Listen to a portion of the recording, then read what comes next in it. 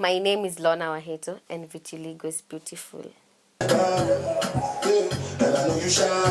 Wangoinje and Julie Nasuju might have been raised worlds apart, but they have something that bonds them together. They both suffer from vitiligo. To the naked eye, their stories might appear similar, but it is so different in every aspect. You see here, it was dotted on my face, so people would really stare and say mean things, hyena, cow, you know.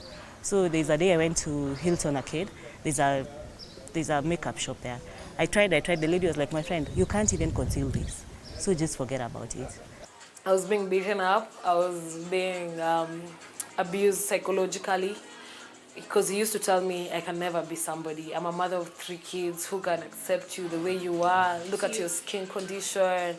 But what is vitiligo? Vitiligo is an autoimmune condition where your own immune cells affect cells called melanocytes, which are cells that contain melanin. Now, because of the destruction of these cells, you end up getting areas or patches of the skin which do not have color. Lorna Waihito was born and brought up in Dandora. At the age of 4, her mother noticed an unusual birthmark on her bubbly daughter. Her mother would seek the counsel of Lorna's grandmother. Unfortunately, she was as clueless as her daughter. There is a specific medicine, a watery medicine you apply, then you go to the sun. Gosh. Ilinifanya madhara. I woke up one morning and there was white all over my hands, my legs, my thighs. Such incidents for young Lorna would lead the now mother of 1 into depression. I cried. I told my mom this is not normal. I don't want to live. I want to die. Even though she had a supportive family back at home, life in high school proved to be anything but what she might have expected. Bullying from mischievous teenagers, Lorna faced taunts from unexpected quarters. Kuna mwalimu, a physics teacher, though I was not doing physics, he used to call me mzungu, we mzungu, kuja hapa mzungu. And one day I was like, we mwalimu, mi si mzungu. To make the situation worse, her paternal grandmother labeled her Mzungu. The neighbors. There was a neighbor called Mama Kamau. Alikuwa anachotelea maji kwa sink. Nikaenda nikapata imejaa, nikafunga, nikasongesha ndoo nichote yangu. She came, she poured the water down, she washed the door with soap and jig. And I was like, seriously, unadu? I've lived like that, but I told them they're never going to bring me down. This is not inability. It's not a disability. I can do anything that you can. We are just the same. And I am unique. You have the 1 color. I have the 2 colors. Lorna is not the only one who has faced such challenges. 30-year-old Julie Nasuju was rejected by her own biological father. Later in her adult life, she was spurned by men she sought solace with. I felt like I want to commit suicide. Actually, swallowed like 300 paracetamols, and I only slept. And the next day I woke up.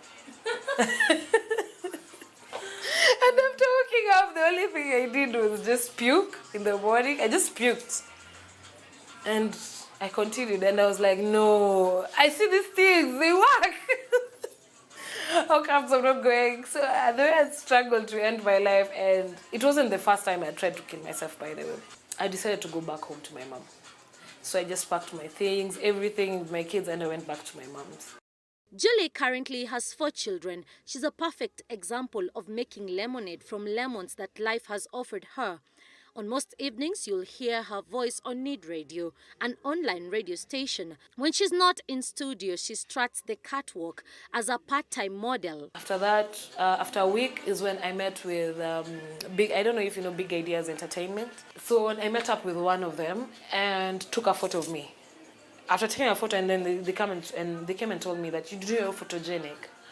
And I was like, what do you mean by photogenic? See, everybody takes a photo. No, you look very good on camera. You should just think about yourself as a model or something.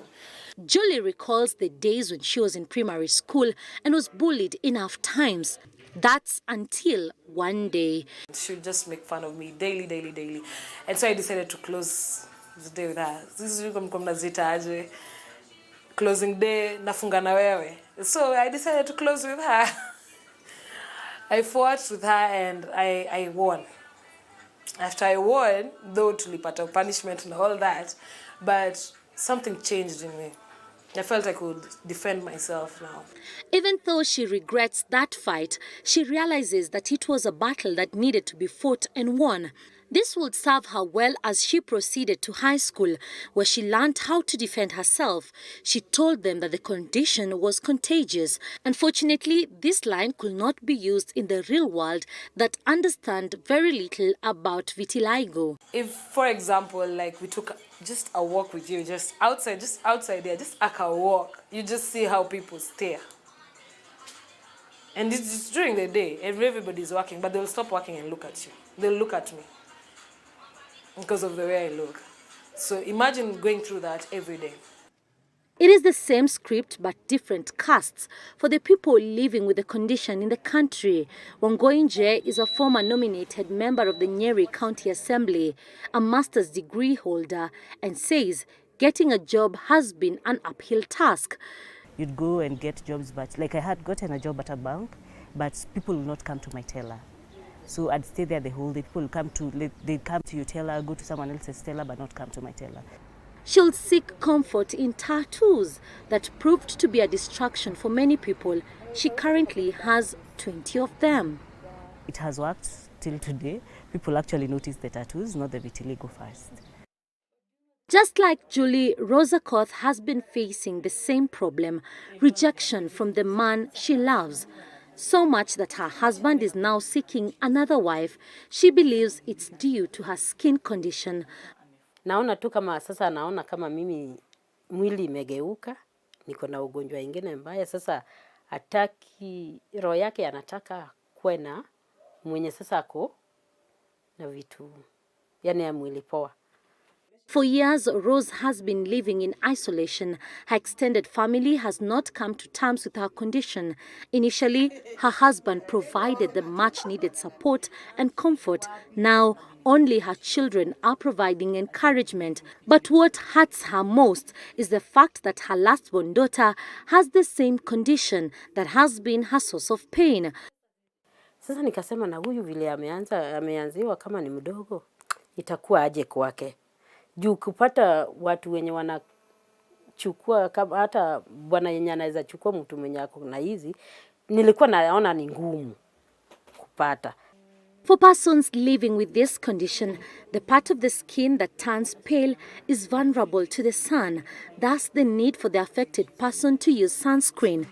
Interesting to note, though, is that Kenyans living with vitiligo have had to bear the pain of the burns brought about by the sun, as they cannot access sunscreen, and this is why.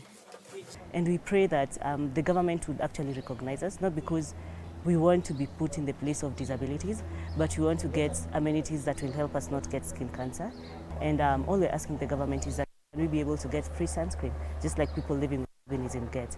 But the society is yet to be fully aware of the same, and we need to work together to ensure that then, even as we differentiate between albinism and vitiligo, that actually and truly so, that we help to advance the agenda, of persons who have vitiligo. Isaac Mwaura is a nominated senator. He says that people living with vitiligo in Kenya might be more. Official statistics given by the World Health Organization estimate that at least 2% of the world population are people living with a skin condition. So it would be important to have a head count for persons who have vitiligo in the country. And because this is not a genetic condition that then would occur sometimes at birth, sometimes it occurs way late into your adulthood, maybe it would be better to work with the already existing health facilities as to occasion the frequency of the occurrence. But even as the few people living with vitiligo continue to suffer without government's intervention, advocates such as Wangoi Nje have devised new ways of helping people like herself by partnering with companies such as Navier and the Albinism Society of Kenya so as to help salvage the situation by providing sunscreen to the most vulnerable people affected by the condition. My car almost got burnt as I was coming to distribute sunscreen in Dandora. People thought that I was coming to sell sunscreen, and yet I was coming to give persons living with vitiligo sunscreen. So I'm fully aware because of cash flow issues within government. That's why I've taken it up. You know, in terms of how they're supposed to be treated. According to the NHS website, there's currently neither a cure for vitiligo nor a universal accepted method for limiting the spread of the disease. We have a facility in Kenyatta. It's for phototherapy. I did it when I was 18 years old. We pay 300 per session, and you see, it depends actually the intensity of your body. You pay the 300, but you'll find if your body has full vitiligo, you'll go for a session of 30 minutes for the 300. There are two types of vitiligo, segmental vitiligo and non-segmental. In some cases, the condition is also hereditary. My third born actually has spots, which I noticed them, which doesn't scare me actually. And the funny thing is that Even with all these challenges, all they want is to belong in a society that will look at them as normal persons. You see, them hating on them has created a lot of depression in persons living with vitiligo, which is not really right. It changes. There are times I see it's coming back. I'm like, yeah, it's coming back. And then all of a sudden I'm turning white. I'm like, yeah, I'm becoming white again. For me, I enjoy my vitiligo. I don't know about anyone else, but for me, the patterns, I check my patterns every time. There are times it will form the map of Africa. There's a time it will form a love heart somewhere. There's a time it will just maps, anything. It just draws its own pattern. And for me, I take it like God just decided to draw me anytime.